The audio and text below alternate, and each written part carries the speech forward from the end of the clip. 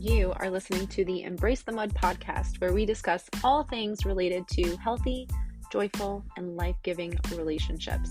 Why focus on relationships? Because the quality of our intimate partnerships and close connections influences our health, happiness, and longevity more than anything else in our lives. Relationships matter a lot, so together, let's jump into the mud, aka our messy relationships, pull some weeds, plant some seeds, and create an enriching environment where strong relationships can take root. Hi, I'm your host, Dara Posner. I am a recovering relational disaster working toward relational mastery. I am also a certified positive psychology coach, a relational mindset coach, a blogger, and now a podcaster. Thank you so much for tuning into this episode. If you've been listening and learning from this podcast, please subscribe, follow, and write a quick review. I would be so grateful because your feedback and follows are extremely valuable for the growth of the Embrace the Mud podcast, where we discuss all things related to healthy, joyful, life-giving relationships. Today on the podcast, we are going to be talking about self-sabotage and how to prevent it or stop it in its tracks this holiday season. And really anytime there's a big day in your life, be it a birthday, a holiday, or a vacation. Because self-sabotage is incredibly common around important days and events, and I don't think it's spoken about nearly enough. So we're going to define what self-sabotage is, give some examples of it, and address how to prevent or interrupt it. So without further delay, let's dive in.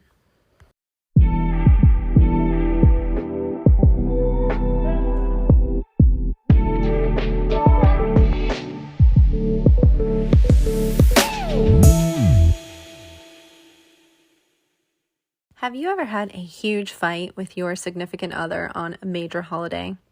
Have you looked forward to a day and spent a lot of time preparing and being excited, only to have the day arrive and you had a miserable time? Maybe you have even injured yourself leading up to it or had gotten really sick and were unable to participate.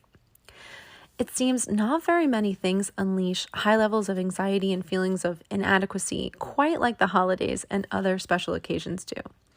And what leads to self-sabotage is either denial, repression, or general lack of awareness that deep-seated negative beliefs about ourselves are actually driving our behavior. Here are a few examples. You volunteer to host Christmas Eve in your home for your entire family, and you take on more responsibility than you can handle alone. But you refuse to ask for help. You do all of the cleaning, the shopping, the cooking, the wrapping of the presents, the decorating. And on the morning of Christmas Eve, as you're cooking up all those delicious side dishes, you burn your hand severely and have no choice but to go to the urgent care to get it treated. You're there for 3.5 hours. The family pulls together to finish the cooking and cleaning up the house before the guests arrive, but it's not what you wanted it to be, and you're in a terrible mood that whole day and the whole day after. Here's another one. You suggest to your spouse that you not get each other any gifts this year and instead just save the money and focus on having a nice experience. But of course, in the end, you do get them a gift, but they do not get anything for you. And you're mad and also a little embarrassed.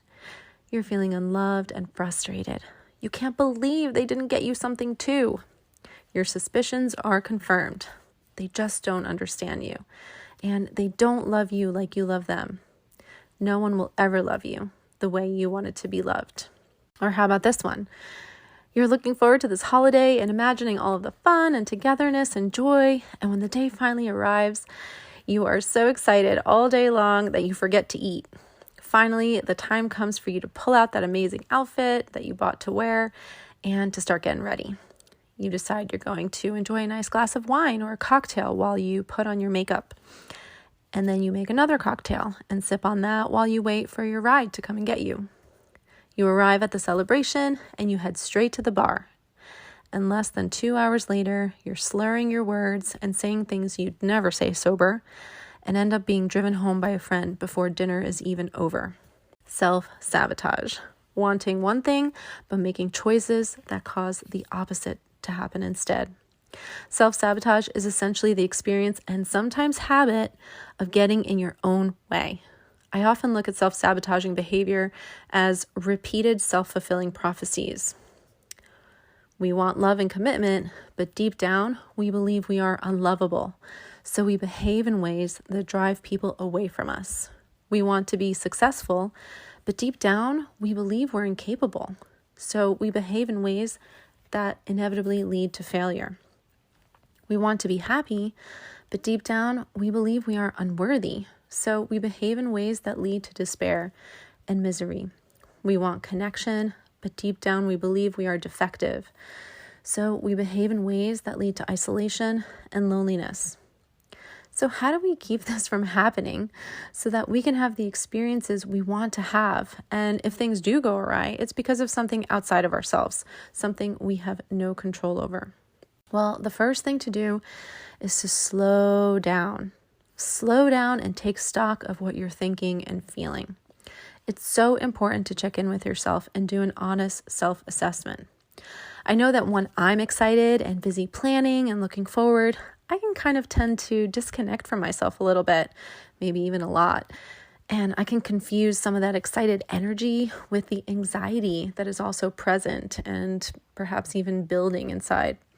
Or I may recognize it, but write it off as like not a big deal, or just simply not wanting to fully acknowledge it because it's unpleasant and I want to keep feeling good.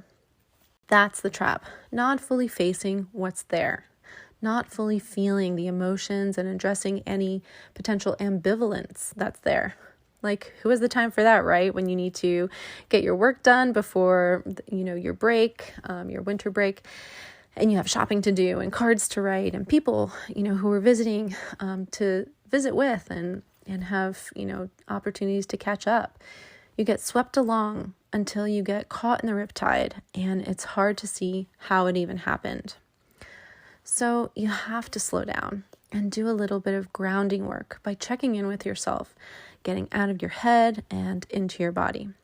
Pay attention and notice what's going on inside of you. Pay attention to those mixed feelings. Say to yourself, I'm feeling excited and scared. I'm happy and really tired. I'm hopeful but anxious.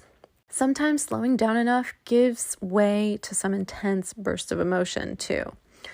So you have to allow yourself to just feel that and let it move through and out. You'll feel much lighter and centered if you allow yourself to do that. Next, think ahead and prepare. What needs to be done? What can you manage and what can't you? And who can help? Notice where your ideals clash with your limitations. For example, ideally, you'll buy everyone you love a wonderful Christmas gift this year. But things have gone unexpectedly slow at work or in your business, and it's just not in the budget to buy a lot of gifts this year. Doing so would be sabotaging yourself financially. Finally, remind yourself of what's truly important and mindfully adjust your expectations. This alone, if you do nothing else, can save many, many special occasions. That whole expectations thing. Release any unnecessary pressure you're putting on yourself or others by getting clear on what's ultimately most important to you and aligning yourself with that. So in summary, to prevent or interrupt self-sabotaging special occasions, slow down and check in with yourself. Notice what you're feeling and thinking. Fully feel what needs to be felt. Acknowledge any ambivalence. Think ahead and prepare by identifying your limits and not pushing yourself beyond them, no matter how tempting it may be, no matter how easy it may be to rationalize doing so. And finally, connect with your values and what matters most. Adjust your expectations of yourself and others accordingly. Okay, that is all I have for you today. A very short and sweet episode on self-sabotage here on the Embrace the Mud podcast. I want to wish you a very happy holiday season and a very happy new year. I'm still not sure if I'm going to be doing a podcast. I'm going to be in Florida visiting family this coming week. So it's a maybe at this point. But if not, I will see you in 2023. Again, please follow, subscribe, rate, review, all the things that will help this podcast grow if you have enjoyed this episode or any others. And until next time, please remember, you are wired for love and connection. You are capable of love and connection. You are worthy of love and connection.